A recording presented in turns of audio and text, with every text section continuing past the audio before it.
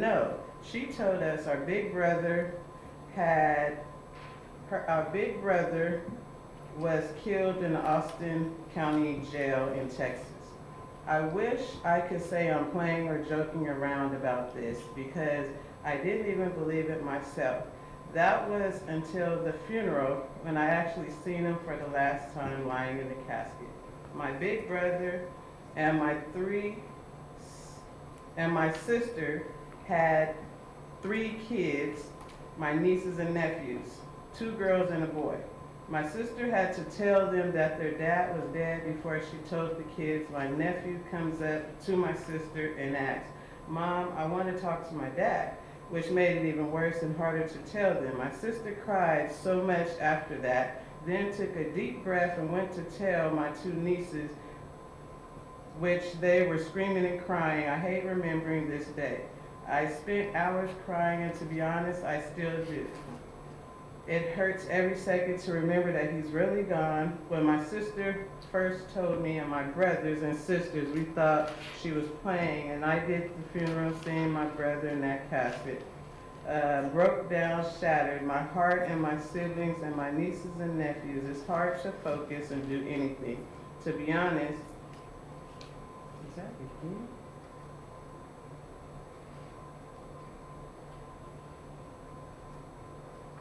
The worst 2 weeks of my life as well, that I had to bury my big brother who almost made it to 30 years old. His birthday was April 27th. And it hurts so much. And the fact that we'll have to celebrate this year without him.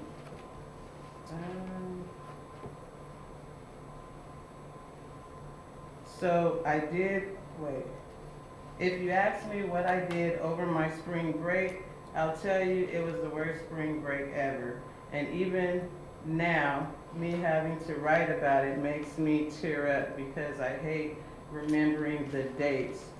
And to think that I can't even go to school and I'm falling even further behind, and this is not fair. Thank you for reading. Thank you very much for your comments. Thank you very much. Anybody else in the audience with comments before closed session? If not, we'll adjourn to closed session.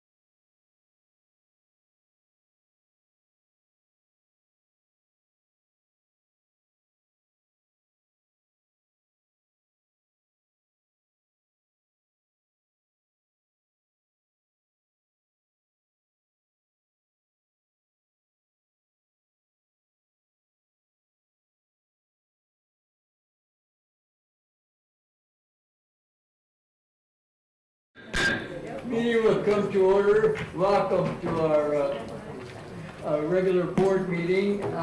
We have roll call, and we have our student representatives, Joseph Gardia and Alisa Lucier. Did I pronounce that correct? Yeah. Awesome, that's great. Okay, may we rise for the pledge, please?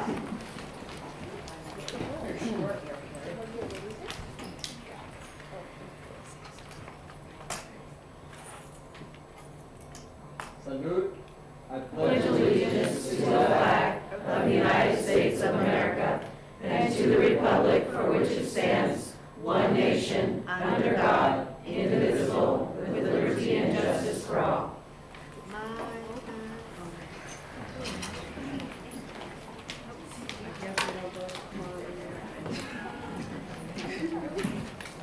I have a report on closed session items.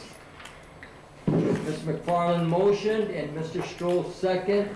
The Board of Education approved the placement of non-public school students new number 47 by the following vote of 7-0.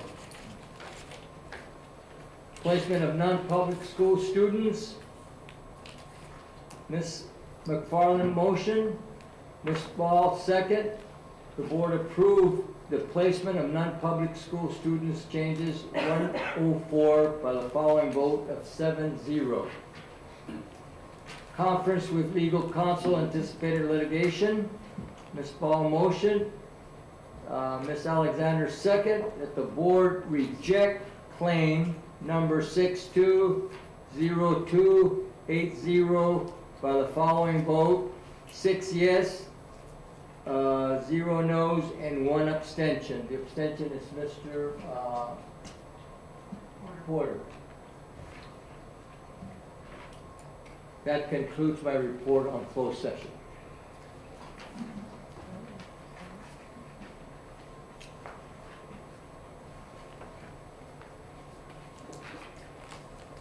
Okay, we have a recognition of resolution to the superintendent from the office of Assemblyman Carlos Villapudua.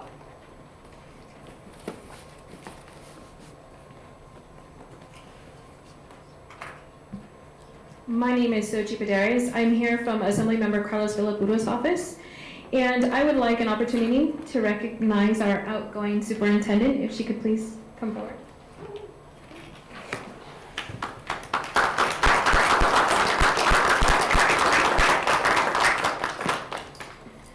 So before I read the resolution, if you don't mind, we did a little bit of research, and one thing that we did recognize was it's very easy for everybody to recognize the accolades, and often we have our challenges voiced very loudly.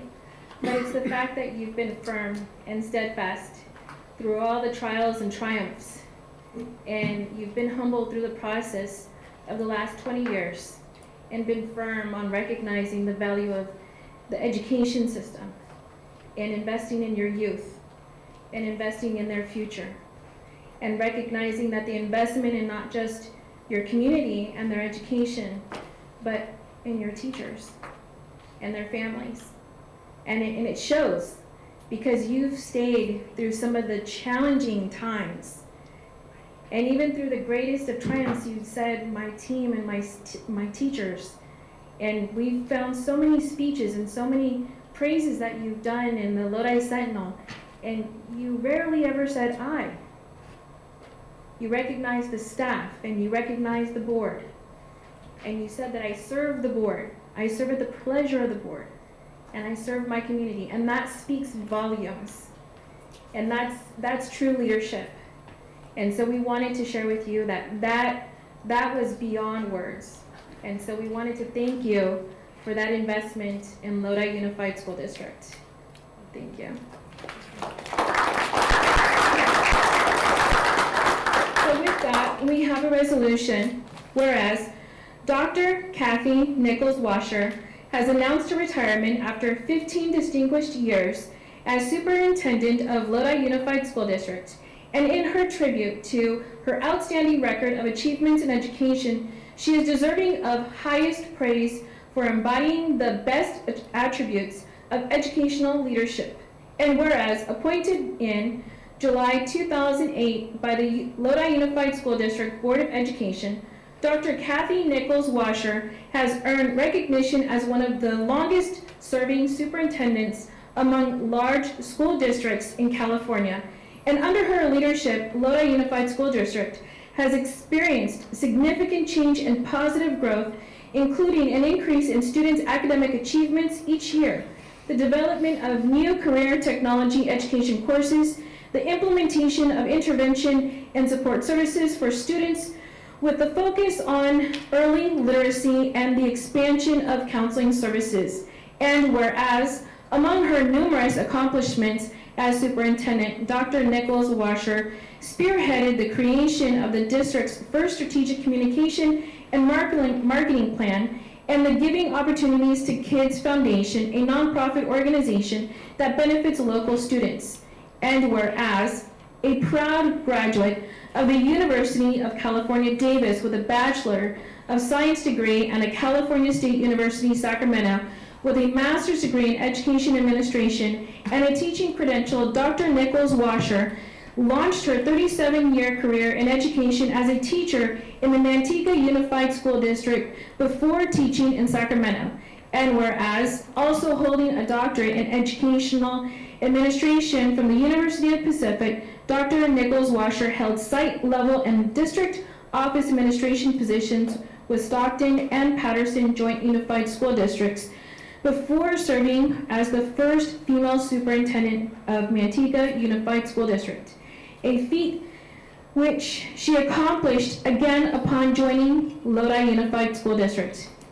And in her continued efforts to give back to the local community, she has held membership with the Lodi Rotary Club and the Lodi District Chamber of Commerce. And whereas, as a founding member of Women Together International, an organization that provides networking, learning, and mentoring opportunities to women in the Central Valley and beyond, Dr. Nichols Washer serves on its committee and appeared on KCR Channel 3 News Will, promoting the organization's third annual virtual women's conference. And an advocate for supporting girls in their development of leadership skills, she has presented to local and statewide audiences on women in leadership. And whereas, an inspiration to aspiring education professionals, Dr. Kathy Nichols Washer has directed the growth of Lodi Unified School District toward its present distinction as one of California's most comprehensive and dynamic school districts. And she is highly respected and valued for her commitment to excellence and to district's students. Now, therefore, be it resolved by the Assembly Member Carlos Villalpura that Dr. Kathy Nichols Washer be commended for her exemplary record of accomplishments in the field of education, applauded for the concerns of the commitment she has displayed for the education of Lodi Unified School District students, and extended her sincere best wishes for the rewarding and gratifying retirement.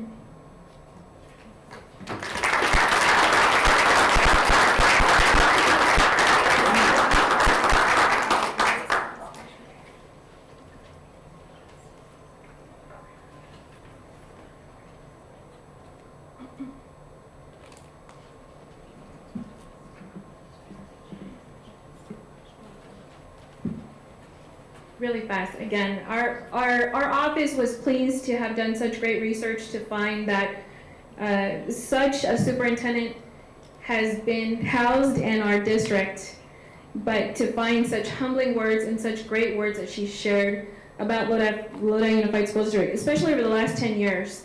We found some great articles about Lodi Unified School District, some great articles about many of your schools, and we are just thankful to have the opportunity of presenting such a great resolution to you. Thank you. Very good. Thanks, Mr. Garrett.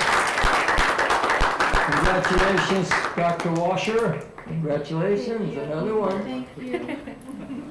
Mr. Connexa has a comment. I just want to mention that in addition to all the accolades that was just listed, Dr. Washer can read a great story to TK kids at Creekside School, where my granddaughter happens to be. So She couldn't tell me your name, but I knew who you were. Thank you, Gary. Thank you, Ms. Paderos. You tell Carlos Villapuda that his former coach said hi. Okay? Thank you very much. Yeah, you did some good work there. He always does. He was taught that way. Okay. Thank you. Yes, sir. All right, Mr. Young, Superintendent's report, sir. Mr. Nava, members of the board, fortunately, spring has sprung here in this area, and it's nice to see blue skies for the first time in a long time. And what that generally means in Lodi Unified School District is we have great things going on for our students. So I want to highlight several of those. The first, you may not be aware, we have this great sixth grade camp, science camp opportunity for our students across this district up at Camp Oski. For those who are associated with University of California, Berkeley, Camp Oski is right up by Pinecrest. And just a reminder of what spring looked like not that long ago, but this is an opportunity for our students to participate in a science camp. One of the great things I love about this is we also have high school juniors and seniors going as science camp counselors. So what a great opportunity. There is one high school student from Tokay who is doing a science project, and actually his brother as well from Tokay High School participating in a science project. So kudos to Mariah Wary putting together yet another unique opportunity for our students to participate. And for some of them, this is the first time they've ever touched snow, smelled the fresh, clean air in the mountains, and understands what cold really feels like. So wanted to highlight that. Moving on, this upcoming weekend from 10 to 4, we have our spring art show, which is a great display of the amazing talents of our high school students.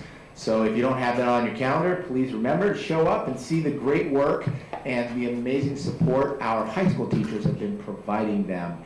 At 4 o'clock, there will be a reception following the open time for people to visit, and awards will be given to them. It's a great partnership with Got Kids. Moving on, the 15th, the same day, early in the morning, we have our annual elementary school track meet. And this is a time for students across the district to get together, participating running. It starts with the mile run, which is not exactly every 6th grader, 5th grader, or 4th grader's dream, but it is a great chance to get out there and participate in track. It's being held at Lodi High School this year. And I just want to say kudos to our amazing elementary school PE teachers. They put on an amazing track meet. I got to be a part of it last year, and I look forward to it this year as well. Moving on from that, a week from now, we have our annual NorCal Science Festival, which will also be held this year at Lodi High School, and that runs from 10 o'clock to 3 o'clock. And this student-teacher community collaboration will highlight innovation, technology, robotics, coding, hands-on activities, and arts. And it is free to all. So again, please join all of the families in our attendance area, and please enjoy this great opportunity. Again, we have some teachers who've been working really hard to set this up. And I wanted to also invite Dr. Kathy Washer to come up and give you an update on Got Kids and the great things they are doing for our students. Awesome.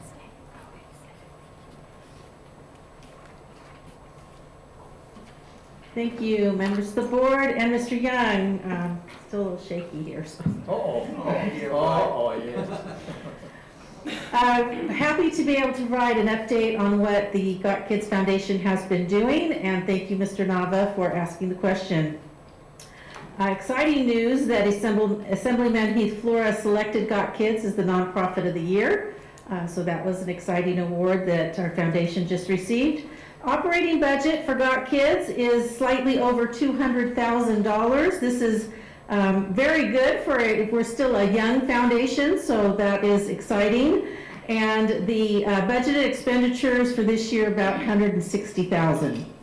A huge thank you to everyone who attended the crab feed. That was become a very popular event with about 400 attendees. I want to thank the sponsors who were very generous, everyone who made donations to the auction, the raffle. It was a really fun night. Over $80,000 cleared for the foundation, so that was a very successful event. Other opportunities that the foundation is giving to our students, they are sponsoring tours of the Cal Waste facility. For 5th graders, at this point, there are 26 classes who have either taken advantage of or who will take advantage of this opportunity this year. Got Kids has been doing the Keep Kids Connected campaign ever since the pandemic started, and this originated because Got Kids couldn't go into the schools. It was hard to do things with kids or with parents, so it was a way for them to stay connected and keep kids connected by giving toys and fun things, books, magazines for kids to do while they were home. Got Kids is continuing that effort, and this year has provided school sweatshirts for homeless high school students. They got to pick out which sweatshirt they wanted, and provided 200 blankets for homeless students, grades K through 12 throughout the district. Got Kids also supports Imagination Library. You may have heard about that. That's the Dolly Parton reading effort. Any child from 0 to 5 who lives in the region, the zip code region, will, if they sign up, it's free, sign up by online, and they get a book, a very nice book, once a month until age 5. It's a great program. In fact, the state is going to be picking that up in the near future. At this point, there are 144 youngsters getting books once a month, and over 200 have graduated, have met that 5-year mark, and so have graduated from the program. Summer Science Day Camp has become very popular. June 6th through 8th, about 80 students, grades 4 through 6, will go over to Lodi Lake for the Got Kids Science Day Camp. There's also a kayak camp sponsored by the foundation. Over the fall, 48 students attended and were on the lake kayaking, most of them for the very first time. And they are planning to do that during our spring breaks and our fall breaks in the future for about 30 students each. The foundation also supports storm drain detectives. You may be familiar with that program. Different classes participate, all different grade levels, monitoring the river, and they have a science trip to the Science Institute that they go to once a year. You may have seen the Lodi News Sentinel also supports it with the newspaper publication that comes out. They support the red carpet premiere event for the film camp, giving children the ability to have a Hollywood experience in their film premiere. They also support the ACT project. I know some of you have heard about that. It started at Reese School in partnership with Radiant Life Church. It has now expanded, thanks to Got Kids, to Washington and Millswood, and hopefully will expand in the future. This is where students write essays about a community service project that they suggest, and the winners then get to have their project implemented. It's a great way to teach community service to children.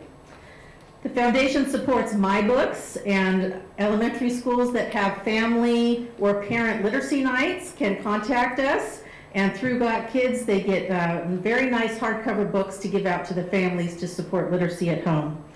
And as Mr. Young mentioned, the Lodi Art Show is coming up. That is also co-sponsored by Got Kids. Got Kids provides a lot of the monetary prizes for the winners. It is going to be at the San Joaquin Historical Museum again this year on April 15th. I do highly recommend it. I was just out there today doing my superintendent picks, and boy, it was hard. They are all deserving of an award. There's some beautiful, beautiful pieces out there. So I want to thank the board members. Some of you sit on the Got Kids board for your service. Some of you have in the past. It is a true community foundation. It is not a district effort. It is strictly a community nonprofit. Volunteers giving their time, effort, talents, and money to support the children in Lodi Unified School District. There's a fundraiser coming up, Online Day of Giving 209 Gives on April 18th. You can do that online if you'd like to support, and the money goes to these programs. And watch for the fall fundraiser. Don't know what that is yet, but there will be something in the fall, something fun to attend to raise even more money for the kids. So thank you, Mr. Nava, for letting me take a few moments to do this. I'm really proud of the work of Got Kids. It's been a highlight for me, and I know that it will continue to flourish. Thank you, Dr. Washer. What a great report. We should have you as an advertising person on the Got Kids, because it's amazing what they do that we don't know. Yeah. You know, very good. Thank you. Thank you, Mr. Young, for your report. We'll continue with the agenda, and we'll go with our student representatives. Ms. Lesueur from Tokay High School, you're first. Good evening. Good evening, Dr. Washer, Mr. Young, President Nava, and members of the board. I'd like to share my board report. Tokay has been staying busy and has a lot more coming too. To start off, Tokay played McNair in Powder Puff. We did lose, but it was still a very fun and entertaining event to watch and for students to be involved in. I also want to give a shout out to our band team for playing in the NCBA Winter Championships and winning first place. Last week, the juniors got to watch and be involved in the Every 15 Minutes program. I think it touched a lot of people to see what happens every 15 minutes in the U.S. The students involved were amazing and really portrayed what actually happens. We have a few things coming up, such as our special education department having a home basketball game against Lodi High, and student government has been working on sanding and staining wine barrels to place around campus for recycling for Earth Day coming up. Our Whale Warriors Club is having an amazing opportunity to go to Monterey on April 23rd and go whale watching. So also, as prom is getting closer, the juniors have been working very hard to pull it all together and have an amazing prom. Seniors have also been staying busy with deadlines, graduation details, Hawaii trip, and the Disneyland grad night coming up. One last thing we have coming up next week is this year's last Spirit Week and our last rally on Friday next week. We are going to try to make it the best and most Spirit we've had this year with some really great Spirit days ahead. This completes my board report. Thank you. Thank you very much. So when's your date for the prom? Prom's April 29th. April 29th. Thank you. Doing this or no? I might, you never know. Sometimes I think young, but that's okay. Thank you for your report, Ms. Lesueur. Joe Gardia, thank you. From McNair High School.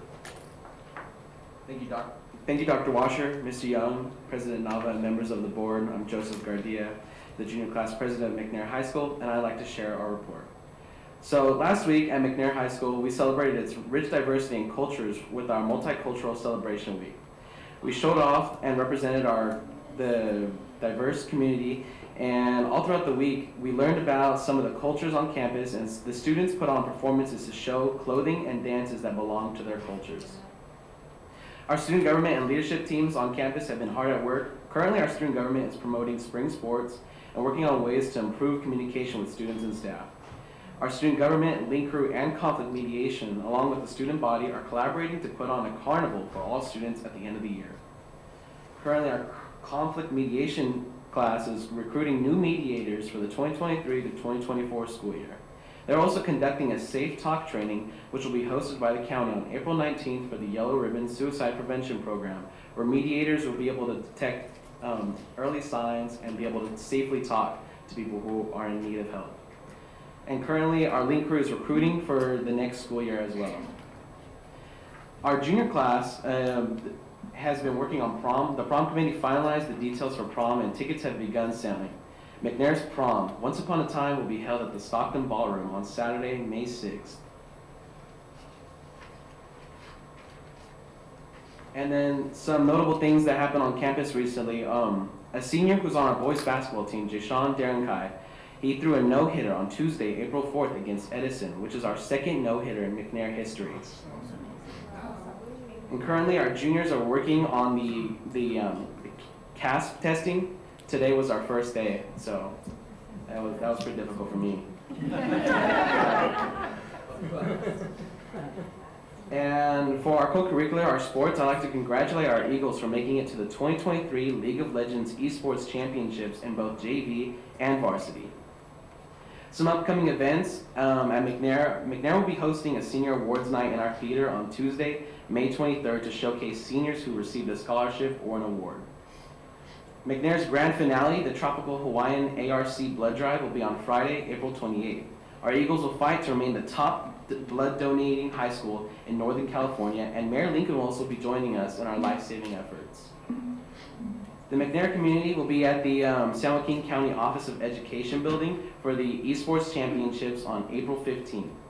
And lastly, our McNair's drama department is putting on a spring play, the 25th annual Putnam County Spelling Bee. and it'll be running from April 20th through April 22nd, and tickets are free if you're interested in going. Thank you for your time, and that's currently what's happening at McNair. Thank you, Joseph, for your report, very good. May 6th, the prom, okay, that's in May. And you gotta remember that you have the month of May, and maybe, I think, June 1st is your graduation, or in May?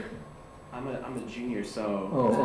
Okay, well, I still got some time. yeah, okay. But both schools are graduating, I think, in the latter part of May.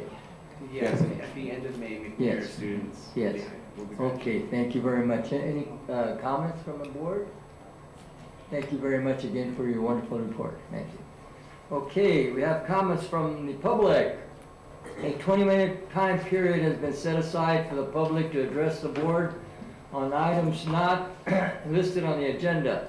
Each public speaker should limit his or her comments to 3 minutes. The board cannot engage in dialogue about public comments because of restriction placed by the California Brown Act. Public speakers' time, the light will stay solid green for the first 1.2 minutes, and at 2 minutes it will start flushing green. At 2.5 minutes it will turn orange, and at 3 that means it's red and it's over. Okay, we have 2 comments here. Stephanie Hickson, Ms. Hickson.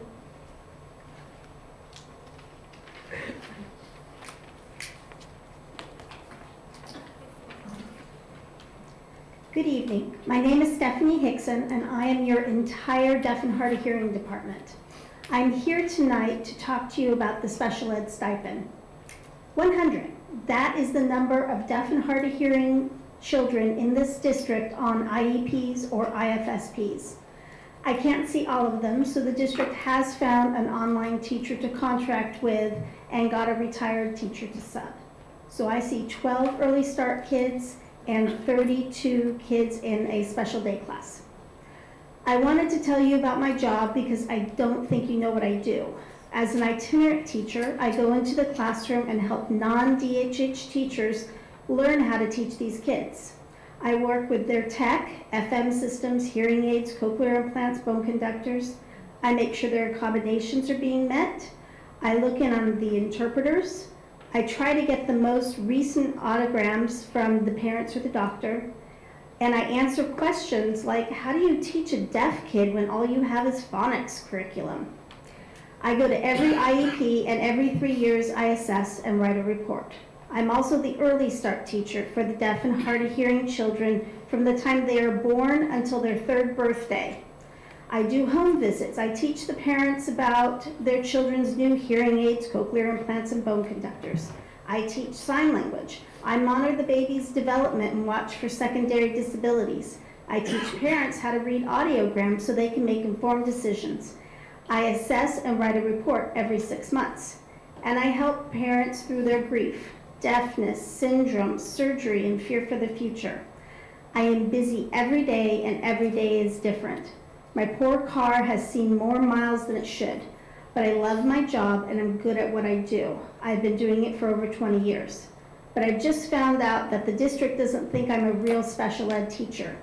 Special ed teachers teach in classrooms. Special ed teachers who teach in classrooms are offered a stipend. With all my efforts, the district has refused to add me and others like me to the MOU because I don't teach in a classroom. If the purpose of the MOU is to recruit and retain special ed teachers, the message to me is clear: I'm not worth retaining. There are currently 37 job openings in other districts for someone holding my credential. Staying here has always been my top priority.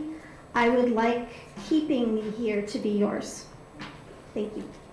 Thank you for your comments, Ms. Hickson. George Neely. Hi, George. Welcome to the meeting, sir. Thank you, President Nava. I appreciate that. And President Nava, members of the board, Dr. Washer and Mr. Young, thank you for giving me a little bit of time to speak. I'm here for another reason about the RBET, but I'm not going to talk about that. I want to remind you guys about the achievement gap. I looked at it again today. It's still there. It's been there as long as I know, and it's not going away unless we do something specifically to do that. Now, that achievement gap is not just here in Lodi Unified. It's a state problem, just as the teacher shortage is a state problem as well. So we're better off than the state. The state shows an achievement gap of about 30 points. We're somewhere around 20. So we're doing a little bit better than the state on that part of it, but that's still a long ways to go. So one of the recommendations I have is to put together a committee of teachers, of administrators in Title I, of the public, and if you do that, I'd be happy to work on that as well, because that's still something that I'm very passionate about, is helping those kids. So, told you to be short, that's all I've got. I'll be back. Thank you, Mr. Heaney. Anybody else from the audience would like to speak? Thank you, that concludes our comments. We have a report, and you notice I put it at the beginning of the meeting, so some of the teachers have to prepare, so they can go home early and don't stay too late. But the review for the Board of Excellence in Teaching report, Dr. Sally. Thank you, President Nava, members of the board, Dr. Washer, Mr. Young. This is the annual report on the Review Board for Excellence in Teaching's work. And I'd like to call up again Mr. George Neely, who will lead off the presentation. I understand there's 3 other presenters, Ms. Robin Suttle, Ms. Olivia Gandy, and Ms. Melissa Shepard, who will also be presenting. So take it away, Mr. Neely. Like I said, I'm going to, again, keep this kind of short because I like shorter board meetings. It's short. Look, this is about the RBET. And the RBET, it's not just the RBET, though. There are other things that go along with that, such as the teacher career path, such as the individual professional development, and right now there's also the evaluation section that's in there. So this was designed to be a total package, all right? And it was tough to get it going. We did a lot of negotiations back then. And thank you, Dr. Washer, for everything you put in on that. That was fantastic. We got it approved, and we're one of the only districts that I know of that has anything going like this. The pieces that we've got right now are not unique in and of themselves, but to put them together with an RBET is what is different from everybody else. We can make some changes in this district, and we need to keep that RBET. So I'm going to be, my portion right now is I want to make sure that we renew that MOU, and my suggestion on that is to renew it for a year, just as it is, and during that year, craft a new MOU that covers things better. There are some things that the current MOU does not really address, and some things that it does address and shouldn't. So I would put that out for you. The things progress, we can make significant progress when we work together as our administrators, our teachers, and our public. And that's what the RBET's all about.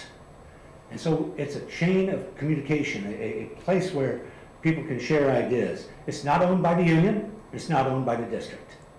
It's a group of teachers and administrators getting together to iron out problems, and that's exactly what we need right now. So when it comes up to extending that MOU, I ask you to please do so. Okay? And that's all I got. Thank you, George, for your comments. Thank you.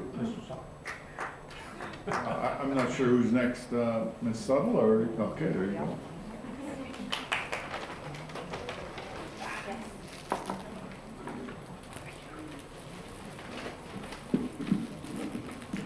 All right, good evening, President Nava, members of the board, student representatives, Mr. Young, Dr. Washer. My name is Robin Suttle, and I am the principal at Turner Academy. And tonight I am here as your 2022-2023 co-chair for the RBET committee. I think Mr. Young must have been reading my mind this morning because we're really leaning into spring today. We've brought treats as a thank you for saving space this evening so that we can share with you where RBET's been, where it is, and where we would like it to go. So with that, we'll get started on our presentation. I'd like to start by introducing our members that are present tonight. As Mr. Neely stated, we are a very unique group of teachers and administrators, and within our committee, we are able to speak honestly, collaboratively. We are able to provide constructive criticism and different perspectives to get to our shared vision, which is ultimately the MOU to reach our kids and the services and the different educational needs that they have. So to start off, I'll start with our introductions. We have Kathy Yeager, teacher at Krista McCullough. Hello, hello. Jen Castle, teacher at Tokay High School. Miss Olivia Gandy, teacher at Millswood. In the back, we have Miss Julie Hummel, principal at Middle College High School. Colleen Guidi, teacher at Oakwood School. Christy Arredondo, teacher at Ansel Adams. Brian Heck, principal at Creekside, and I'm going to move over to this area here. Maria Mack, administrator at Delta Sierra. And Karen Jackson, teacher at Borchard. Did I get everybody? And last but never least, Melissa Shepard, teacher at Larson Elementary. All right, next slide, please. All right, so first we ask, why RBET? Why is it important? As I stated earlier, this is a successful collaboration. We base all of our decision-making on the MOU, different data that we've gathered from surveys from different groups such as teachers, administrators, and different areas looking at the different areas that encompass RBET, as we will go into. We look at recruiting and retaining the best teaching faculty. We honor current classroom teachers as experts within the district, and I think that's something that we really need to focus in on within the district. We are looking at building capacity. We're looking at building very strategic professional development for our teachers, by our teachers, so that we can continue to build on the momentum of these initiatives that we are currently working on. And with that, that will mean fostering high achievement for students through lifelong learning for educators. So looking at what is RBET, what is this giant thing that we're talking about? If you look at the right side of the screen, I'm not going to go through each of those, but those are our California standards for teaching profession. And within RBET, if you look at the diagram to the left, you'll see that RBET is in the center of that. That is our committee as a whole. And individually within our committee, there are 4 areas: the Individualized PD Committee, the Teacher Evaluation Committee, the Teacher Career Paths Committee, and the Online PD Committee. And all of these committees come together, again, with the shared vision of the MOU to create different systems to build capacity within our district. Next slide, please. The next part we'd like to share with you is just a little video we have created. Charles Taylor, who is no longer in our district, helped create this video, and it really gives a good overview of RBET and what we stand for.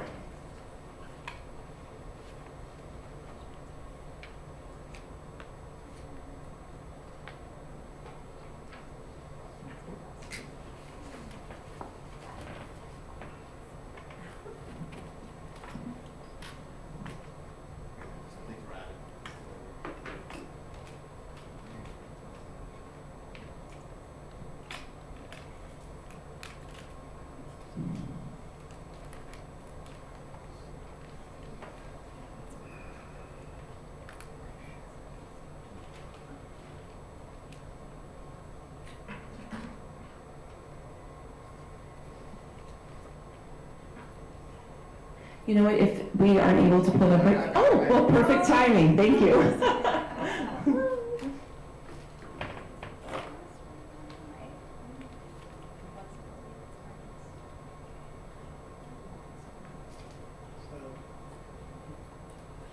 Getting close.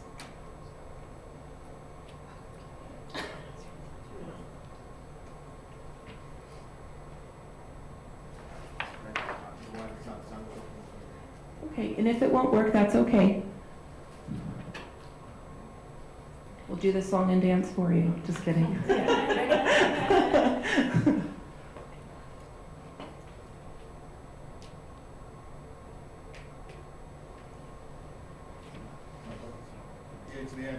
I'm not sure why the sound was Okay. working earlier. That's okay. We have the life skill flexibility, so we can move on to the next slide.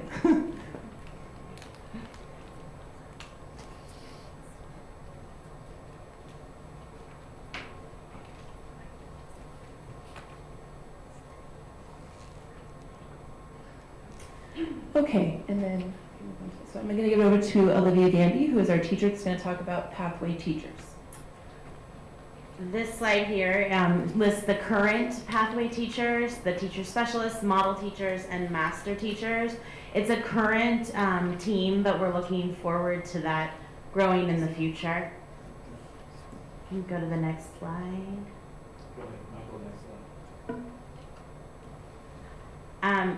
As we listed before, as we mentioned before, that the teacher evaluation pilot is one of our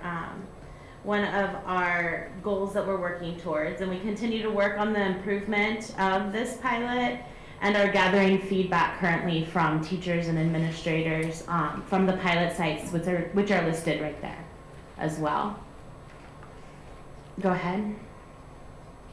Here is a link to the ARBET site. Please feel free to visit the ARBET website. There's more information on there about us as a committee, as well as the career pathways teachers. And I think Melissa's going to take over. Hello. So one of the original tasks of the ARBET committee was to develop the IPD handbook, or the Individualized Professional Development Handbook. It's one of the parts of ARBET that has not yet been implemented, but we are really looking forward to hopefully achieving that goal in the near future. Okay, and this talks a little bit about why the IPD handbook is important. And in a nutshell, it's really important, the committee feels, to recruit and retain teachers, especially in an area of a teacher shortage in California. We feel this is one thing that would definitely set us apart from other districts and make us a destination. Okay, so as far as ongoing steps, we would like to continue to recruit, interview, and hire new career pathway teachers. We think they're experts in their field, and they've been doing some great trainings. We'd also like to disaggregate the data that we're collecting from the evaluation feedback surveys and make recommendations regarding the pilot. Hopefully, once we've made some changes if needed, we'd like to expand the evaluation pilot district-wide. And our last task that we'd like to work on is implementing the IPD handbook.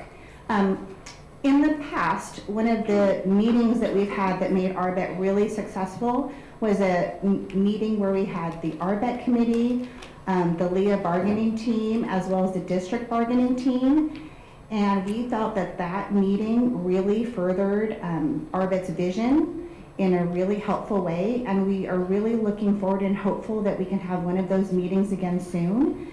If not, the committee would also really like just a study session where we can talk more about the IPD handbook and other ongoing things of the ARBET committee and help make some of those things happen.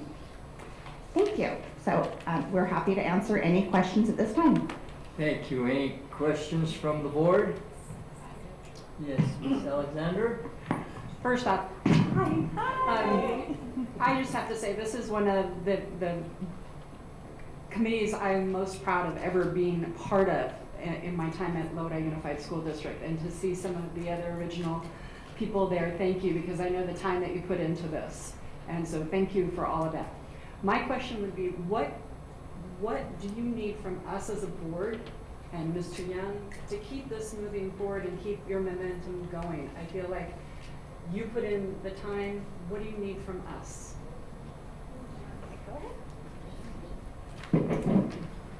Hello, Sherry Alexander. We miss you. And thank you for asking that question. Sherry was a part of this team, and several of us were a part when we were moving fast. Neil was a part of the team when we were moving fast too. And part of the reason we were able to move fast, and if anybody else wants to chime in, they can. We were lucky enough to have Dr. Washer sitting in our meetings. Sherry, you remember that? And we were at Lakewood School in their library. Dr. Washer would come in and she would sit with us.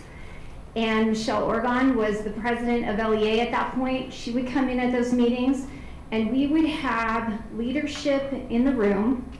So we would have the committee, we would have leadership, we would have vision. all in one place, and we would be moving and shaking and making changes and innovating in this district. There was board guidance happening, and things seemed to be moving quicker. So I'm so glad you asked that. I think this team would really like, we would really like to have that kind of inclusiveness back again. Melissa just mentioned the opportunity we had to sit with bargaining and sit with board members. Anytime that we can be inclusive and have all those voices chiming in was always a powerful time for us.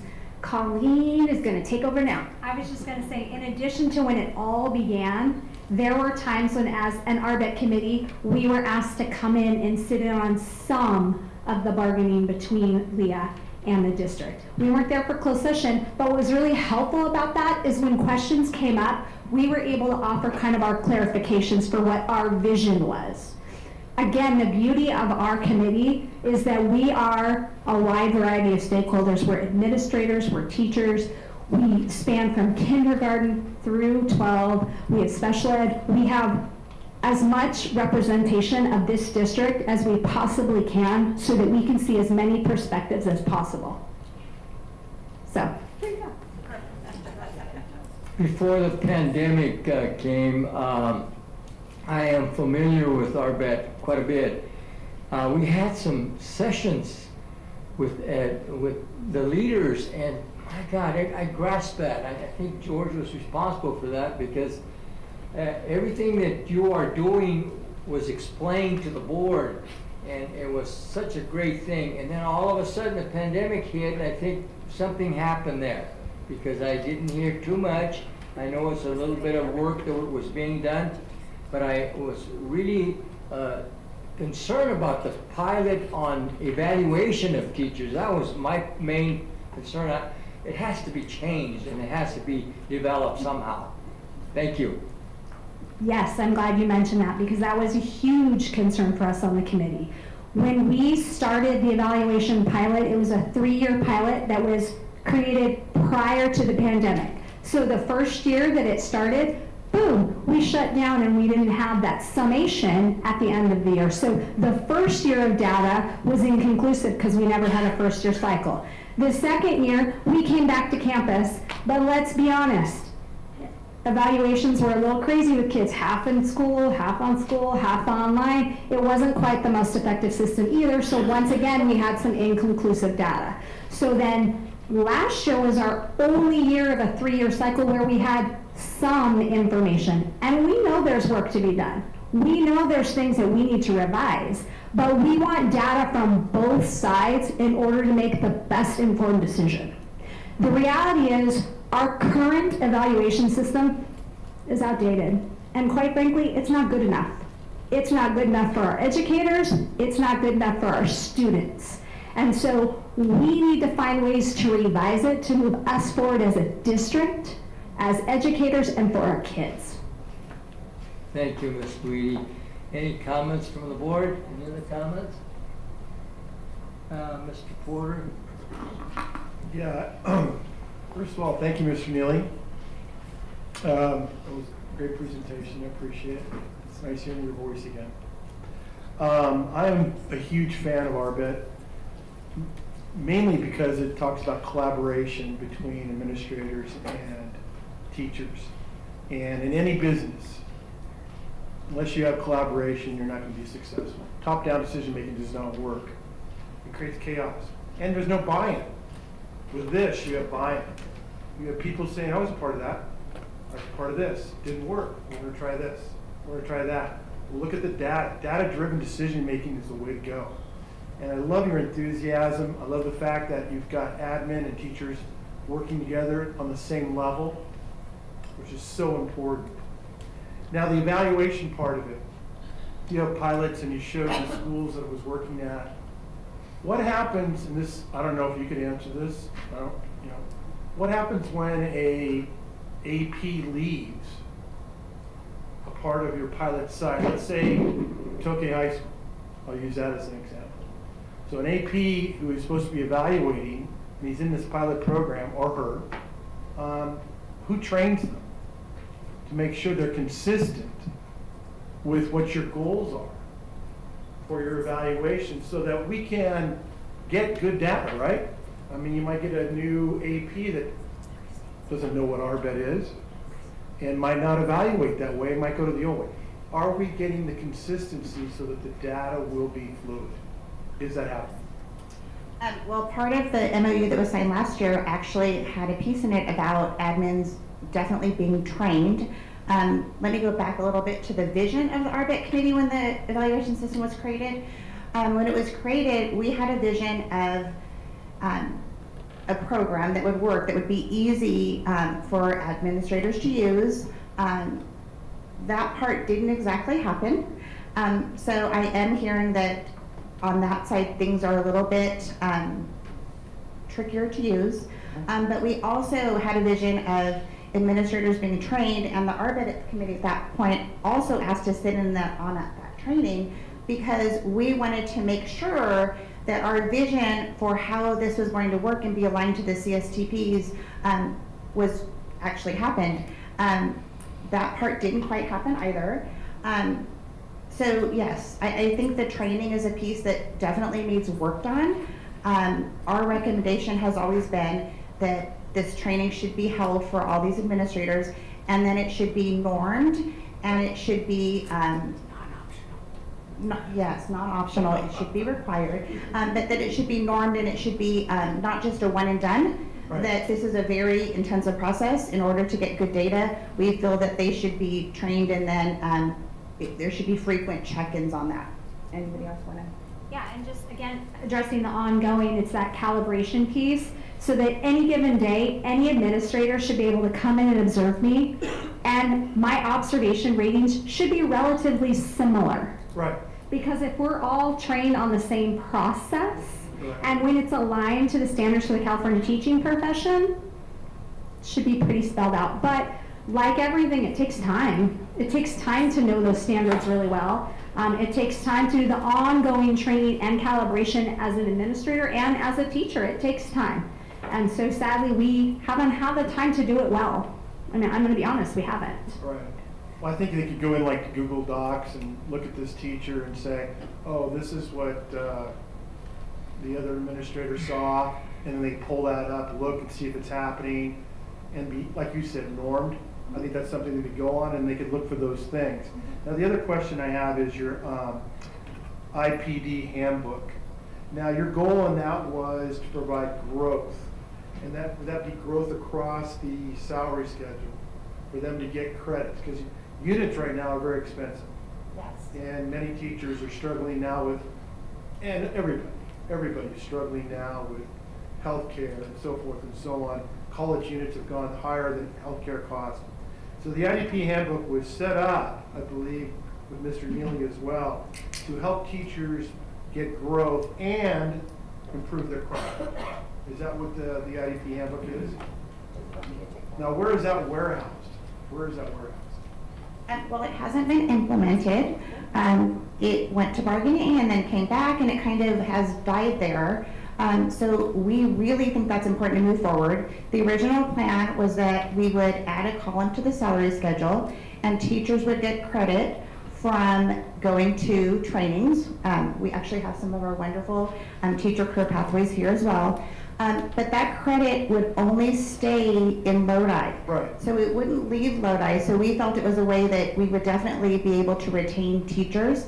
And I believe in the original plan, every 5 years, teachers in that last column would need to recertify and get those units again so that they would continue training and moving forward. Okay, very good. So the IDP handbook has not been, it's in limbo right now. We would love for it to be bargained, but yes, it's in limbo right now. So when your teachers, like your specialists, your model teachers, your master teachers, they've been normed to help and look for different aspects. How, for example, let's say and the only reason I pick her name is because I'm familiar with her and she's a rock star as a teacher, Jen Buck. What is her job as a specialist? One of our teachers. She's a science specialist, so she would give We don't training. get into specifics, but like, Yeah. what would be some of the overall things that she would do Because I know how good of a teacher she is. I think every teacher should be looking at her and what she does. And originally, one of the plans for those teacher specialists, master and model teachers, were that other teachers would be able to go to trainings by them, but also that teachers would be able to come into their classrooms and observe. Right. And we thought that was really important. That's another part due to the sub shortage that hasn't quite come to fruition yet, but we feel is also very important. That those teachers that are those exemplary teachers, people get to watch them doing what they do and not just going to a training. So like a Tokay, Jen Buck, science teacher, you're a science teacher. During your prep period, you would go in and watch her teach a science lesson. Teach a class. Yes. And get some ideas and feedback, maybe set up an appointment after school, go over things that she does, and so forth.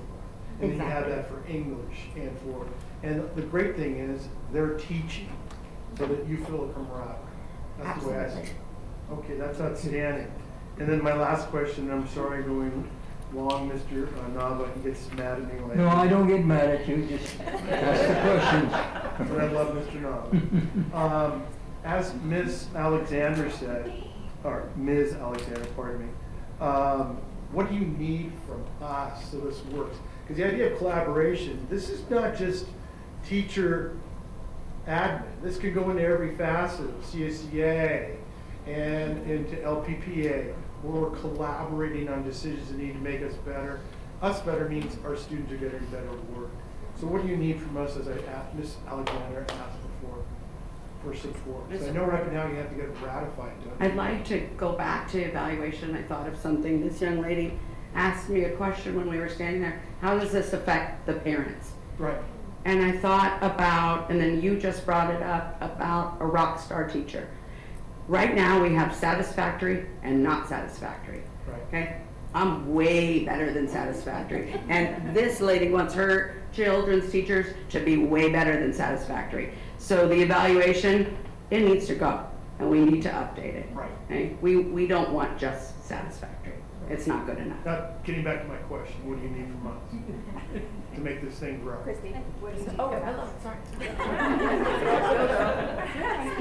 What do we need? Satisfactory. You're right, for sure. We need to be heard. The division has to stop. We need to sit down together. We want our children to be successful. They get there, we have to work together. It's not somebody's fault, this one's fault, this one's fault. Me, I get tired of hearing that. I'm a doer, that's why I'm here. But sit down, let's do this. But as Mr. Neely said, this is outside LEA and admin. It works together. So it can't be where one group is here, one group's pitted here. You have to come together. And you have people on the edge of those fringes that have to come together. I think the most successful time we ever had was the meeting that we had with board members, with the LEA bargaining team, with the ARBIT team, and the district bargaining team. That was the most productive meeting we've ever had because we all got to answer bargaining questions, clarify ARBIT's position.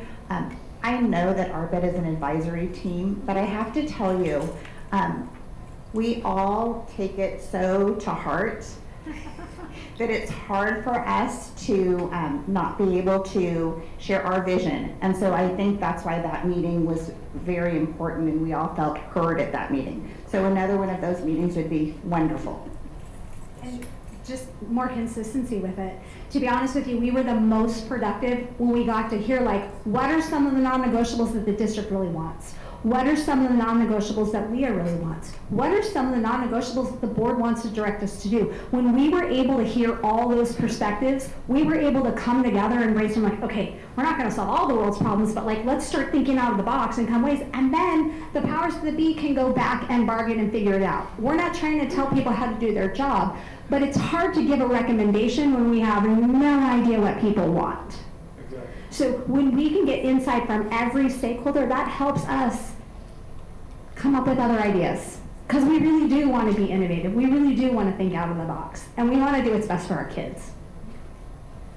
And I just thought I'd give one more fast example. This evaluation piece, I can't tell you how powerful it is to have these different groups come together. the teachers could share, hey, we really hate when we feel like we have inconsistent graders. It's like the kids, right? When you have the easy grader, when it's time for my year to be evaluated, and the teachers shop it around. I want the easy grader. I want the administrator that's gonna be the easy grader, right? Where I don't have to do much and I just do a quick lesson and I get the easy grader. There shouldn't be easy graders. All the administrators should be normed. Everybody should be consistent across this district. Everybody should have a very solidly consistent idea of what good teaching is. So it was very useful, I think, for the administrators to hear us on that. At the same time, we heard the administrators like, man, doing those evaluations, that's a lot of work. It can be very tedious. It's very time consuming. We didn't know that.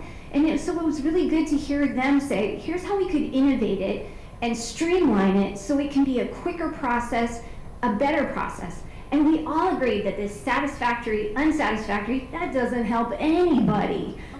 Of course there has to be a range. There should be quality. You should be able to tell your teachers what level they should be aspiring to. And the meetings that we talked about where we sat and listened to the board and what their vision was. We sat and listened to the people who are in charge of the money and what the reality of the money was. When all those stakeholders come together, that's your stakeholder theory. That's how this ought to be happening, where you have all those invested parties chiming in, arriving at a common understanding, and moving forward. That's what this group does best, and I just wanted to share that. That's really what we are trying to get back to. Thank you. Two more quick points on that. Now I'm turning into Mr. Porter. Two more quick points is when we first looked at how to create the evaluation system, again, we did our homework.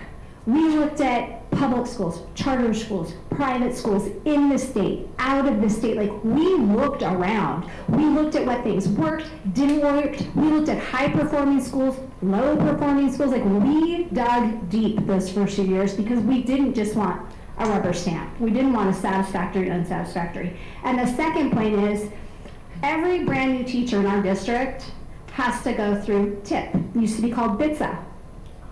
They have to rate themselves on that continuum. If it's good enough for our brand new teachers, it's good enough for our veteran teachers. The standards for the teaching profession are there for a reason. Why wouldn't we want to use them? Thank you. Thank you, Mr. Porter. Any comments from the students? No comments? Any comments from the audience? Yes, we do have a few guests who would like to speak. You bet. Good evening. Rachel and myself are both master teachers, and so we would like to speak on that aspect of RBET. My name is Lori Salez. I teach at Ansel Adams. I also am a Lodi High graduate. So, as a master teacher, I do a minimum of 8 professional development sessions throughout the year. I also work with my principal for site PD. I'm a national board certified teacher in literacy, so I do professional development sessions to support candidates who are also seeking national board certification. So currently we have 16 in our district, which is amazing. It's really a lot. And being that my specialty is literacy, a lot of my professional developments center on that also. So in addition to that, I've done PDs on social emotional at my site, book studies, GLAD, because I'm also a GLAD certified trainer, student engagement, and then also in science and NGSS implementation, working with, I forgot. Making Sense of Science and West Ed. Thank you. So this teacher-driven PD is very important to me. In 2014, there were 5 teachers in our district, and actually 4 of us are here tonight, that were chosen to participate in an innovative professional development project that was sponsored by Stanford University, partnered with CTA, and it was led up by Linda Darling-Hammond. And it was a learning project looking at teachers giving PD and professional development for other teachers on an ongoing basis. So it was a research project, so there was a lot of data collected, and we had to upload tons of feedback and from attendees and as well as ourselves, and trained classroom teachers. And at this time, there was no such structure in Lodi Unified to deliver PD from teachers that were currently in the classroom, and that was the key here too, teachers in the classroom. So it was a bit of a challenge to get that rolling, but once we were able to kind of break that barrier, it was very well accepted and attended by our participants. And this was called the Instructional Leadership Corps, and it recognized the importance of teacher expertise. The focus of that PD that we were doing at that time was implementing Common Core standards and NGSS science standards. But the approach was to change the paradigm for teacher learning from being dependent on outside consultants to one that engages professional discourse and delivered from classroom teachers. So as this project came to a close, ARBET in Lodi Unified kind of picked up. So it picked up and led in professional development with the teacher pathways. So here's some takeaways from that project that I feel are important as we continue with the teacher pathways with ARBET. The first one is that teachers want to and value learning from their colleagues. So teachers appreciate colleagues who understand their context. ARBET pathways also enables, and I think this is really important, specialized subjects. We have a world language teacher. Where else can you get solid PD from a world language teacher? PE, we have PE. We're in the classroom, so even with a teacher shortage, we're not impacted. We can still deliver high quality PD. We're all kind of type A, so working extra and doing all above and beyond is kind of what we crave. Second is that districts must create structures for teachers' collaboration and PD to affect real change and move forward toward positive outcomes in our teaching and in student learning. And Colleen mentioned several times that California stands for the teaching profession. So our PD sessions are kind of held to that. We really take a look at that and where on that are we, is our session falling and emphasizing that. Teachers need time together and the freedom to self-choose. We're professionals and we make our professional learning a priority. So our ARBET structure addresses this. There's many offerings. PD is tailored by site and also by subject. So you're hitting a broad range. And then also creating lasting changes. PD should not be one and done. It should be ongoing. So as ARBET teacher leaders, we kind of develop following. So when Rachel or I put forth a PD, we have repeat customers, I guess. So people that are looking for maybe what we're offering. Rachel is a STEM and science expert. My sessions are literacy or national board trainings. So there's teachers that come repeatedly. So we really develop a relationship. And then teachers can improve their practice over the course of several sessions or workshops that we offer. And finally, teacher leaders get the best results when they build a wide range of relationships. And in this, I'm speaking about we collaborate with teachers, we collaborate with our principals, much like the ARBET committee likes to work across the district. As the teachers delivering the professional development, that works for us too. So we're creating relationships with our administrators for what do we need. So that's a constant conversation that we're having. So in closing, every student deserves an accomplished teacher. And ARBET Teacher Pathways helps develop and build those teachers as well as places priority on our own growth and development as an educator. So I hope that the board will continue to support ARBET and great teacher development. Thank you. Thank you very much.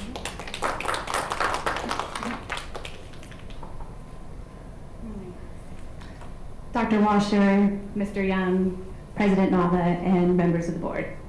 My name is Rachel Gregorn. You may remember me from my previous name, Rachel Flanagan. I am currently a 4th grade teacher at Elkhorn School and have taught for Lodi since 2004. Thank you for allowing me the time to speak to you today about something that I am very passionate about. As an educator, I've had many amazing mentors that have taught me what good teaching is and looks like. My first year of teaching, I was fortunate enough to work in a pod building with 5 veteran teachers. I would take my prep times and just sit in their classrooms and just soak up everything that I could. My core foundation of teaching and who I am as an educator was formed during these visits and the conversations I was allowed to have with these amazing teachers after the visits. I am the educator that I am today because of these women who I still look up to as my mentors. Throughout my career, I have taken on the mentality of a lifelong learner, something to which I also want my students to become. Coming from a family of biologists, I've always had an interest in science education. But when the next generation science standards were adopted, I knew how impactful this shift could be to our students. I also saw the immense shift that would be needed for educators to adapt to this new mindset. I jumped in head first, learning as much as I could, reaching out to excellent professional development programs such as West Ed's Making Sense of Science program, and took in as much as I could. As I learned more, I wanted to share my knowledge with other teachers. I applied and was accepted to the Instructional Leadership Corps, or ILC, as Lori had talked about, and began my journey of teachers teaching teachers. I fell in love with sharing my knowledge with other classroom teachers and building connections and nurturing relationships with teachers. When the district started the RBET and the Career Pathways program, I immediately applied to the STEM Science Teacher Specialist. I spent 2 years creating professional development opportunities that I knew were impactful and would directly benefit our students' learning.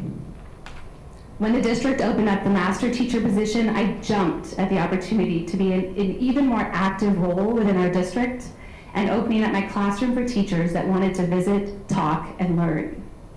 I spent the last 2.5 years as a master teacher for our district, a role which I take very seriously. I provided countless professional development sessions and worked hours nurturing relationships with district teachers while maintaining and teaching a full-time classroom. All of this has had a direct impact on our students' learning. Being a full-time classroom teacher allows me the opportunity to refine my craft while simultaneously being able to work with district teachers in a leadership capacity. This experience cannot be replicated in any other format.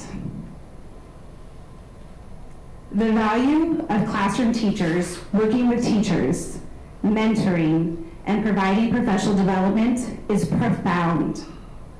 I hope that you as a board can see how vital this program is to our district and continue to develop and nurture its success. Thank you. Thank you very much for your comments. Thank you.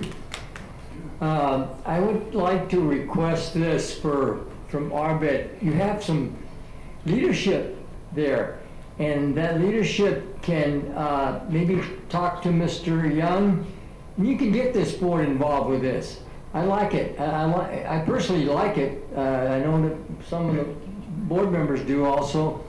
But by doing that, I also would like to have a progress report. I don't like that to just, what's RBET doing? I want to know from the people that are doing it, so we are aware of what's going on, and we're serving the young people of our community here. So that's what I like. And if your leadership would arrange something like that with a reunion or whatever it is, we'd like to get together. Thank you very much for your report, and we will continue on with the agenda.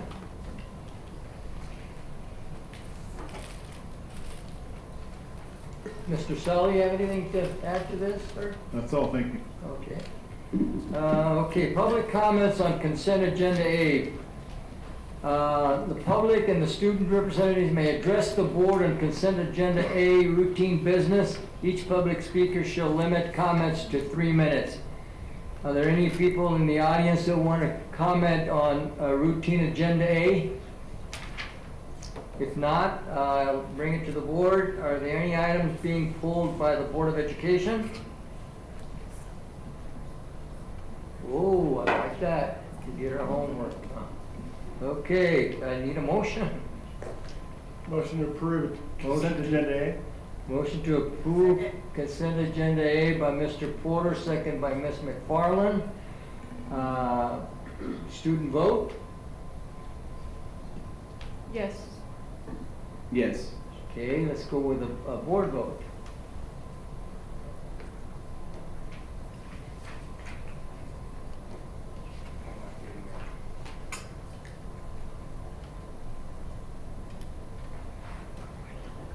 Get back into the log in. Log out. Yeah. And then log in.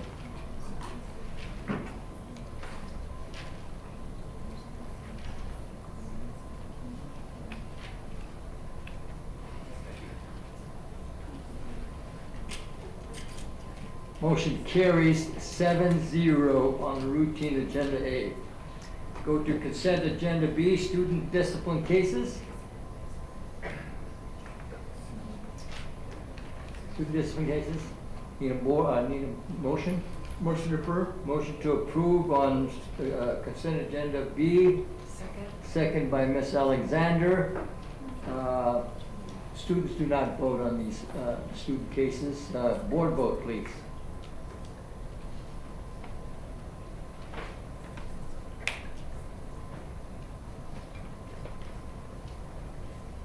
Motion carries 7-0. Other action items, item OAI1, AB 1200 documents for Lodi Unified School District Employee Group, Classified School Employee Association. Mr. Khan. Thank you, President Nava, Dr. Washer, Mr. Young, members of the board.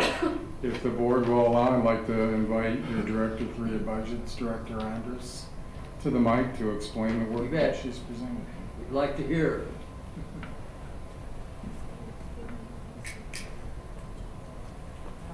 Good afternoon, President Alva, members of the board, Dr. Washer, Mr. Young. So before you, here we have the public disclosure documents in accordance with AB 1200 and also Government Code 3547.2 and 3540.2.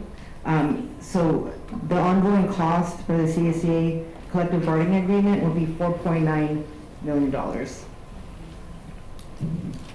Oh, are there any questions? Any questions from the board? Any questions from the audience? No questions, then that's pretty good. We're covering it. Thank you. Entertain a motion. This is an action item. Move to approve by Mr. Knaxat. I'll second. Second by Mr. Stroh. Student vote? Yes. Yes. Thank you. Board vote?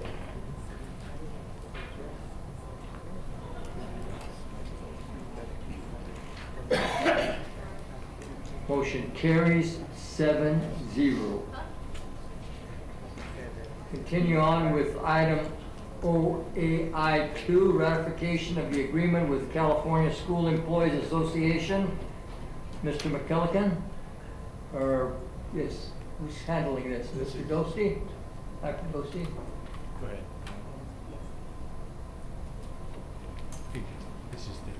This is the, if you go up here, this is just the agreement. Good evening, Dr. Washer, Mr. Young, members of the board. What you have before you is the ratification agreement by Classified Employees Association.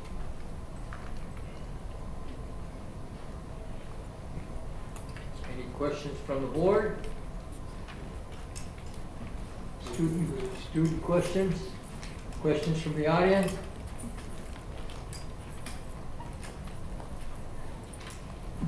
Good evening, Mr. Nava, Yes. Mr. Young, members of the board. Yes, this is our tentative, or our agreement for the 6.56% or whatever it was. The negotiators, like I shared last time, were a little frustrated because there wasn't really negotiating going on. It was one offer and one offer only, and that was it.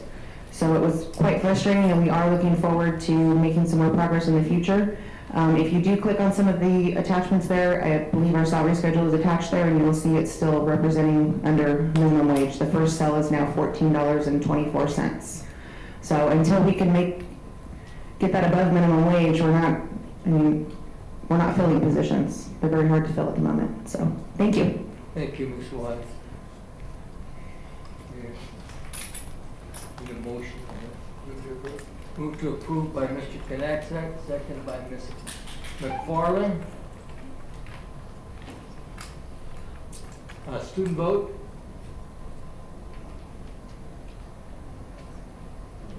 Abstain. Abstain? By McNair? Yes.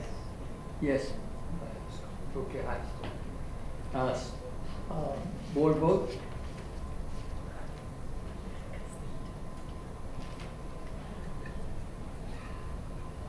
Motion carries by the board of 7-0. Item OAI3, proposed special education restructure to align with Lodi Unified School District Educational Services areas, provide California Interscholastic Federation support and guidance to the school sites. Mr. Warren. Yes, sir, you're on. President Nava, members of the board, Dr. Washer, and Mr. Young. I'm bringing back the proposed structural change to support services. It's a proposed special education structure change that would match with the newly developed North and South area model. In doing so, I would want to convert one coordinator position to a director position to increase oversight and support to our K-12 special education programs, and also to create district CIF oversight and guidance. This would be a salary difference of approximately $14,000. This would be offset by other district structural changes that had reduced costs. The benefits would be that it would improve site support to student athletes, coaches, athletic directors, site administrators, and CIF, and also improve and align special education program supports and oversight. I did make a couple of changes. I did move one of the program specialists under a program coordinator to provide specifically non-public school support. And also in my previous report, I had neglected to put one of the program specialists, and they let me know. Yes, okay. Are there any questions or? Any questions from the board? Ms. Alexander has a question, sir. I know last time you had mentioned that the responsibilities of the program specialists are not going to change. I know you listed there the service duties for the area director and also the student services director or proposed director of education. Is it possible to get the duties of the program specialists also listed into this, or copies of it listed to me? I've kind of been looking around to find it, and it wasn't easily accessible. But I would love to see that. Point of clarification, if I could. Do you want to see the job description for program specialists specifically? What their duties are. Okay. Once they've achieved That can be provided. that status, Absolutely. I would love to see Absolutely. that. Thank you. Any other comments from the board? Any comments from the students? Any comments from the audience? Yep. I just wanted to say, Alisa Moland again. I know I came from one concerning matter, but I didn't get to address my other concern in regards to something like pertaining to this.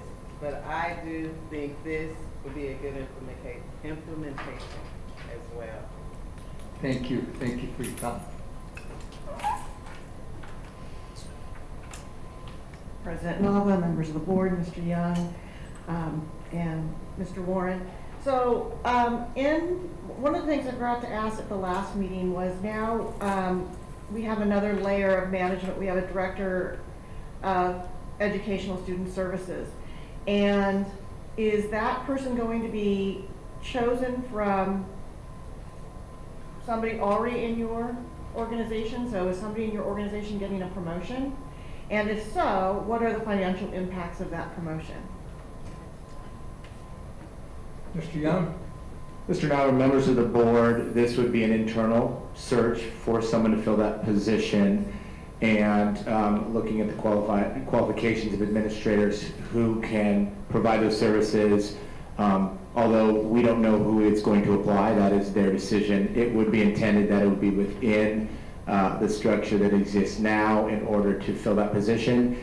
Again, as we've stated in both the report and the action item, the cost implications are built into the report, and this would not increase staffing within administration. This would just change one position within the organization. Thank you, Mr. Young. Any other questions? Okay, this is an action item. Motion approved. Motion to approve by Mr. Porter, second by Ms. Alexander. No, that was Mr. Strong. I'm sorry. That's okay. But we sound like No, you don't sign. No way. Student vote, Joseph? Yes. Yes. Yes. Okay, board vote, please.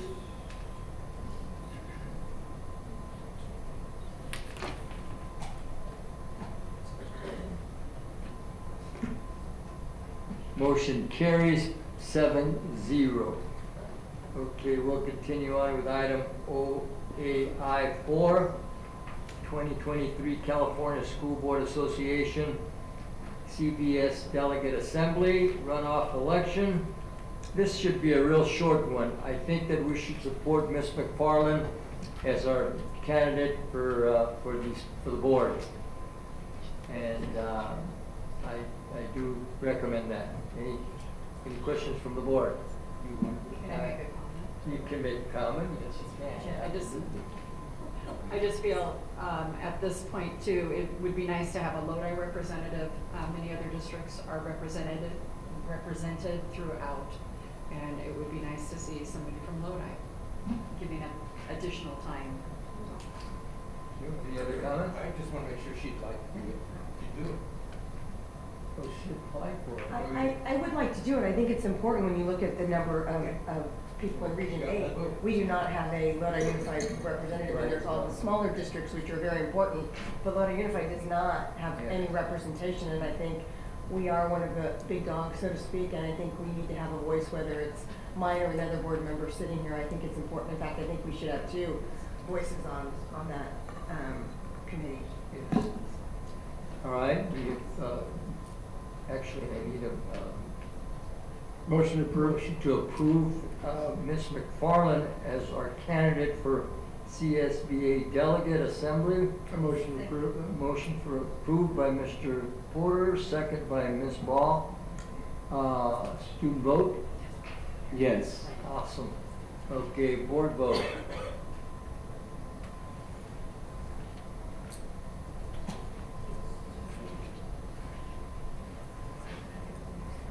Motion carries 7-0. Good luck, Ms. McFarland. I hope you get in there. You have, see, that's what it's all about. Okay, item AOI 5, Resolution 2023-31, Teacher Residency Implementation and Expansion Grant Application Approval. Dr. Saleh. Thank you, Doctor. Thank you, Mr. Nava. We are seeking approval to apply for the teacher residency grant, working with the County Office Teachers College. This grant would provide some resources to alleviate the costs of the residency program for the candidates. The benefit to our district, obviously, is we have placed these teachers in our classrooms, our future teachers in our classrooms.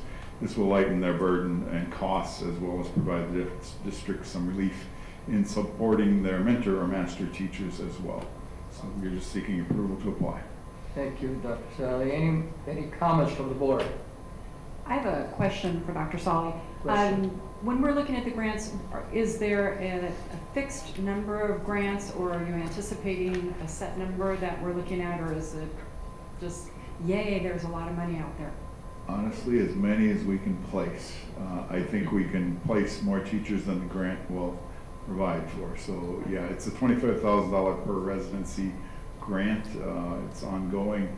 And right now we only have a handful of residency teachers. So it's an effort to grow that to a much larger number by reducing the costs on the candidate. No, thank you. And you said ongoing as well. So thank you very much. I need a motion. Motion to approve. Motion to approve by Ms. McFarland. Second. Second by Ms. Alexander. Student vote, Joe? Yes. Yes. Let's have board vote. No, it's only 8:30, so it's not better. Not better.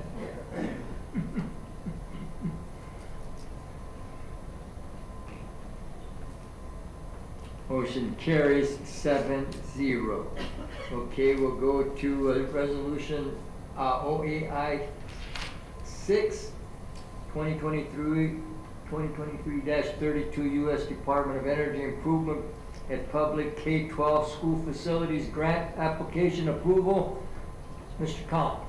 Thank you, President Nava, members of the board, Dr. Washer, and Mr. Young. My name is next to this one, but all the credit for hunting this down goes to our Public Information Officer, Ms. Chelsea Von Geer. Obviously, I think most CBOs in the state are looking at this as potential EV or electric vehicle chargers, but we'll learn more about it as we go through the grant writing process, but we seek board approval so that we may do that. Thank you, Mr. Khan. Any comments from the board? Student comment? Any comments from the audience? Need a motion, please? Move to approve by Mr. Konechak, second by Ms. McFarland. Student vote? Yes. Board vote?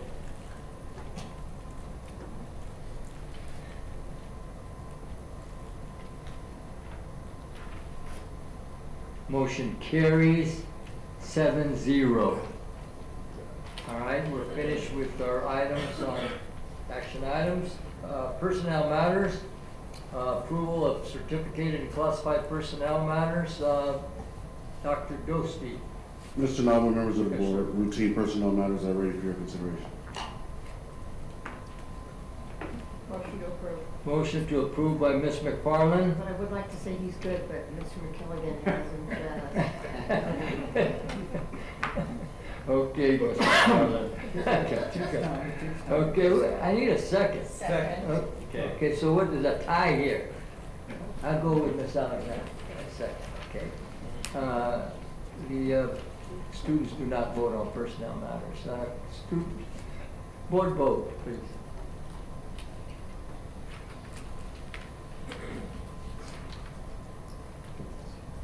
Motion carries 7-0. Whoa, we're getting down there. Communications. Have any comments from employee group representatives?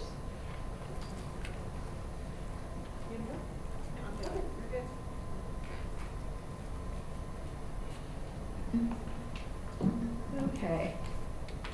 President Nava, members of the board, Mr. Young, other cabinet members. Today you heard from the RBEC committee, and I can't remember which one of you, I think it was Mr. Porter, who said that this is something that we should be doing more. We should be doing it with specialty groups like special ed. We had one of our special ed teachers come up and talk about what their day is like. And today I had a very good conversation with another special ed teacher that brought up issues that I didn't know anything about. And I think that we need to make these issues aware to the board, to administration, to cabinet level members, so that we can all work together to find solutions. I would like to see us working, see these kinds of collaborative committees with the other bargaining groups. And then even among bargaining groups, so that we can all work together to solve some of the issues we're having, primarily staffing, by coming up with some innovative programs and supports so that an employee in Lodi Unified can get the education, get the supports, get the things that they need to move up the ranks, if you will, whether they be a teacher or a classified employee or someone within LPPA. Going back to that, it brings, a lot of people talk about the MOU. Currently, there are 3 MOUs in front of my association. One is for the RBAT, to extend that for 1 year, so that it coincides with the ending of the evaluation MOU. The other one is to bring flag football onto the co-curricular scale so that we can hire coaches and pay them. And then the last one, of course, you heard a little bit about, which is the special ed stipend. This is the first time that the district has agreed to talk about a special ed stipend in a very, very long time. It's not perfect, but it is a start, and it is very competitive with other districts in the county and even within driving distance, I'd have to say. I think we have more work to do in contract negotiations around the special ed, and not just stipends, but a lot of other issues around special ed. And we're looking forward to getting some bargaining dates from the district. Now, I know that I heard Mr. Knackstead say at the last meeting that we need to wait till the May revise. However, I want to say that I disagree, because there's several issues that are non-monetary that we could start working on today. LEA would love to start working on them today, immediately, if we could get the bargaining dates. And some of them are just have to do with conditions around, working conditions around our students and things like that. Again, they're non-monetary. So I don't understand why we would want to wait until after the May revise. LEA's contract ends on June 30th. Unless the district is willing to negotiate over the summer and also pay my members to be there, because those are not contract days for them, then we won't get anything done until the fall, and that's just too late. I'm tired of starting our school year off without a contract every year. I've been here 19 years. I cannot remember a year we started out the school year with a contract settled. If you look at how many times we have gone into mediation because we can't agree, because the district doesn't want to bargain. My colleague talked about the fact that the only thing the district wanted to bargain really was wages and salary, and they only wanted one offer across the board, 6.56% increase. That doesn't solve the problems that we have in staffing our schools. So we need to do some real bargaining and really take a deep look into what's going on at our sites. Finally, the LEA Executive Board took a look last night at 22 site MOUs. These site MOUs range from doing something pretty simple like 7th grade orientation to some more complicated ones where some sites want to implement a PLC or collaboration time every week, which is pretty involved because it involves not only changing the schedules, but looking at things like transportation and food service and even site security. So most of them passed, and I will be forwarding the ones that passed to the area directors. The ones that did not pass they have gone back for revision, or some of them were outright rejected. But they've gone back for revision, and I will be bringing those forward. So within LEA, we have been very busy trying to come up with things that are going to benefit our students, from RBET to a new sport, to retaining and attracting sped teachers with a stipend. Please come to please work with us to solve the other issues that we have. Thank you. Thank you for your comments. Thank you. Any other employee group representatives? Being none, we have comments from the board. Mr. McConnell. Thank you, President Nava. At the last board meeting, I asked staff for a report on school site safety, and since then the board was supplied with 15 strategies that are in place now to help keep our students and staff safe.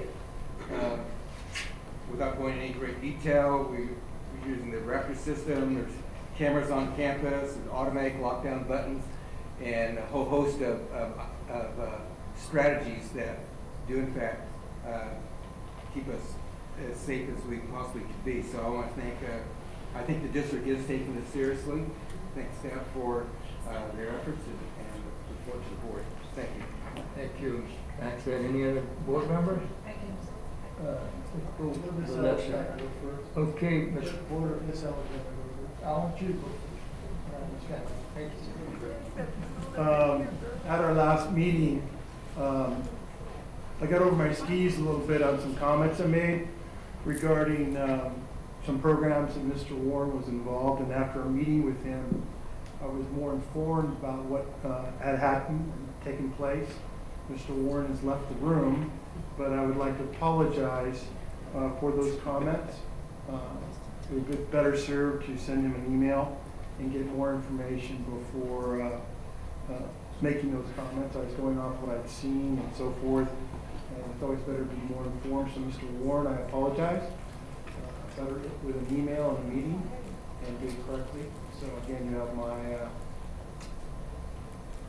full understanding that I was wrong, and I'm apologizing for those comments that I made.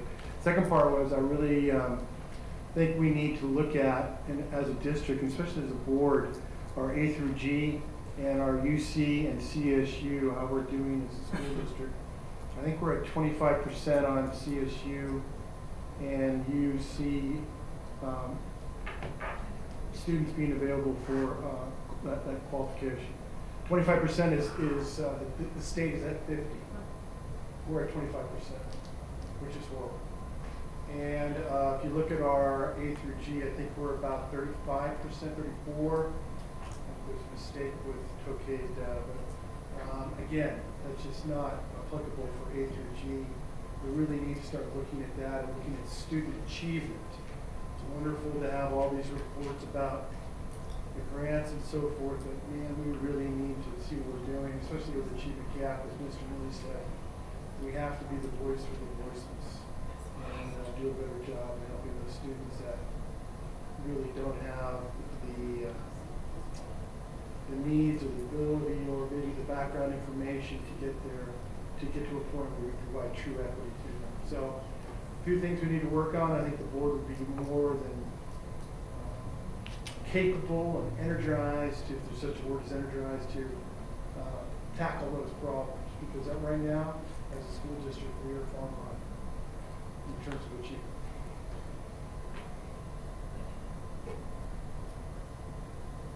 Thank you, Mr. Porter.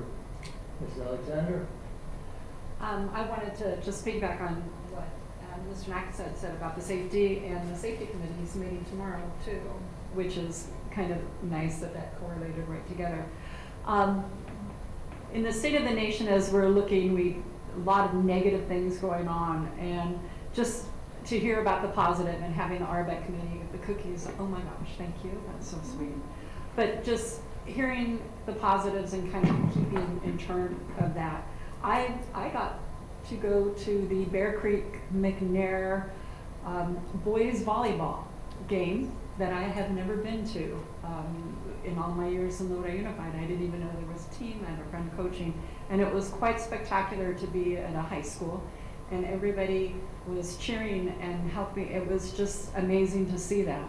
And so often high school kids, or even kids in general, are getting these bad reputations about, and rivalry and everything, but it was really very, very spectacular.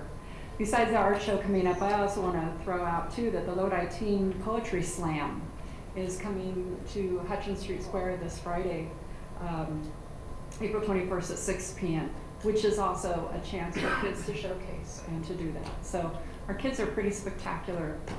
I don't ever want us to lose sight, but so are our teachers and everybody that works in the district, actually. Thank you, Ms. Alexander. I just have a quick question to piggyback on Mr. Porter. Good question. I was just curious if you've done any data on trade schools, our A through G requirement for that, but did you see how we fared in trade schools? I don't have that information, I'm just. You know, that is a great statement, because my goal. Wait a minute, did you call me great? It's a great statement. Thank you. Brings out a statement. It's a statement. Oh, okay. Okay. My goal is to see more rigor in the classroom. Doesn't mean that you have to go to college, but it does mean that you're prepared to go into a setting where you can work with a computer, you know coding, you know how to send out an email that's decipherable, work with Adobe Acrobat. I mean, there's so many things that kids need to be able to do.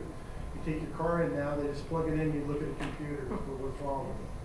Our kids need more rigor, and I think, I have to be careful what I say here, I think in the past, we haven't provided that rigor so that we could send kids out into both the trades and to the colleges with background needed to be successful.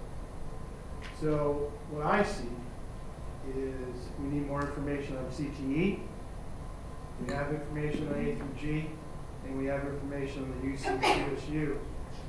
But we need more rigor across the board so that we have better prepared students to get into the 21st century. I agree, thank you. Okay. Yeah. Just a couple quick things, very quick. I got an email from one of the, from Lawrence School, from the principal, and we were talking about growth of her school, and the district growth, I forget the exact program, I left the wrong papers at home. The district average was 4.3, was mid-year in, I forget what, but her school went up 10%. And so she was real proud of the fact. They started lower than a lot of the other schools because COVID hit their school a lot harder because of their clientele.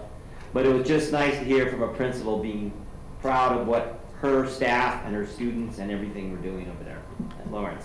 And also on another thing that's happening on the 15th, this Saturday, and I left the name of it at home, but there's a math thing going on over at Math Olympiad over at Tokay, and it's from 8 to 11, and they're having the award ceremony at 11:30. Thank you, Mr. Stroh. I have very few comments today. All the board has covered the comments. I thank the RBET for the report. I think we're going in the right direction. And I think that the main concern that we have with all these programs is our students. We want to increase their knowledge and their academics and everything else. You know, at one time I was telling us this, oh, you are well educated because you went to college and you got this and that. You know, schooling is what it was. It wasn't an education that I got there. It was a schooling, and I learned a lot of things. The most knowledge that I've had is through experiences, and that is the key. If you provide these youngsters with some experiences that they can have, and you turn the light on them, my gosh, they will progress forever, and they'll do anything for you as teachers, because I am a factor that I can do that, and they will respond very well with your motivational skills. Too bad that you didn't know me before, because you would have been to a lot of games, okay? Instead of a volleyball game, I would have taken you to a football game. Well, I've been to those. Oh, yeah, well, Yes, softball, I just have never been to an indoor one, okay. All right, very good. So we'll have our next meeting 2 weeks from today. That's correct. Is that correct? Yes. And then have a good evening, and let's get these students to respond. Thank you. Good night. Motion to adjourn. Motion adjourned. Mr. Porter, Mr. Porter moved and Mr. Connect second. I second. Oh, I beat you to it. The motion to adjourn, all in favor, aye? Aye. Opposed? Motion adjourned. Thank you very much. I'm sorry, Ms. Paul.